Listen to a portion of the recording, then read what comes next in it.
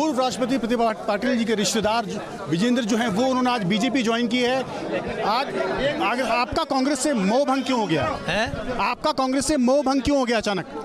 अब वो तो पुरानी बात हो गई ना, कल की बातें छोड़ो, कल की बात पुरानी, नए सिरे से लिखेंगे नए युग की कहानी। पूर्व राष्ट्रपति जी का रिश्तेदार, नजदीकी रिश्तेदार और बीजेपी ज्वाइन कर रहा है, तो किस उम्मीद के साथ कर रहे हैं? देश विकास की ओर बढ़ रहा है, मोदी जी अच्छे काम कर रहे हैं, देश दुनिया में उनका नाम हो रहा है, तो एक ऐसा ऐसी यज्ञ में आहुति देने में कहाँ आपत्ति है? शेखावटी में उदयपुर वाटी से आप समाज सेवा करेंगे, बीजेपी की मदद करेंगे, या शेखावटी या पूरे प्रदेश के लिए? जहाँ पार्टी आदेश देगी, मैं पहले भी कई जिलों का प्रभारी रहा हूँ, जहाँ पार्टी आदेश देगी वहाँ पार्टी की सेवा करने के लिए जाऊँगा। आपने पिछला चुनाव कहाँ से लड़ा था? उदयपुर वाटी से लड़ा था। कितने वोट आए थे? मेरे आए थे 20,000 समथिंग, और मेरे प्रतिद्वंदी के आए थे 27-28, 7-8 हज़ार का फासला था। बीजेपी को सबसे ज़्यादा मुफीद उम्मीदवार उदयपुर वाटी में मिलेगा, ऐसा समझ के बैठे हैं, या बीजेपी ऐसा समझ? नहीं, ऐसा कुछ नहीं समझ, मैं कोई शर्त से थोड़ी आया हूँ, मेरी इच्छा हुई, मोदी जी के कामों को देख के मैंने ज्वाइन कर लिया बीजेपी।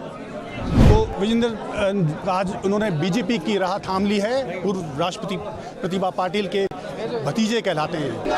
राजस्थान के पूर्व मुख्यमंत्री जगन्नाथ पहाड़िया के बेटे बीजेपी में शामिल हो गए हैं। जी हाँ, पूर्व राज्यपाल और पूर्व मुख्यमंत्री के बेटे बीजेपी में शामिल हुए हैं। ओम जी, क्या वजह है कि आपने कांग्रेस का दामन छोड़ दिया और बीजेपी आपको भाने लग गई? मैंने 2013 में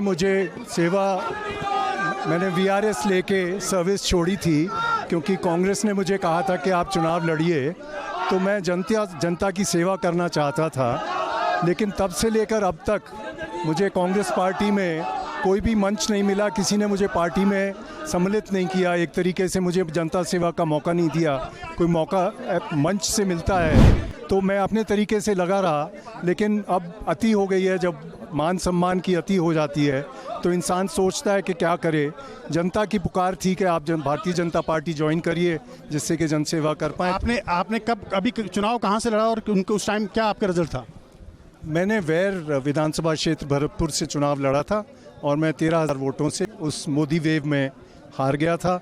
लेकिन आप ये भी जान लें कि उस समय कांग्रेस की 21 सीटें आई थी 200 में से, और बहुत सारे मंत्रियों की और दूसरे लोगों की उनकी डिपॉजिट्स भी चली गई थी, और लोग 70 हज़ार वोटों से हारे थे। तो वैर क्षेत्र में आपका बीजेपी को आपका फ़ायदा मिल सकता है, या आप पूरे अपने जातिगत वोट बैंक के ज़रिए आप पूरे राजस्थान में या खास करके मारवाड़ और मेवाड़ सेशन में आप मदद करेंगे? मेरे लिए तो पार्टी जो कहेगी वही करना मेरे लिए उपयुक्त है, और मैं वही सेवा में लगूंगा। कोई मैं जाति में विशेष, मेरी जाति तो है नहीं, मेरी जाति तो बहुत नगण्य है, तो इसलिए मैं तो एक जन सेवा के हिसाब से हूँ।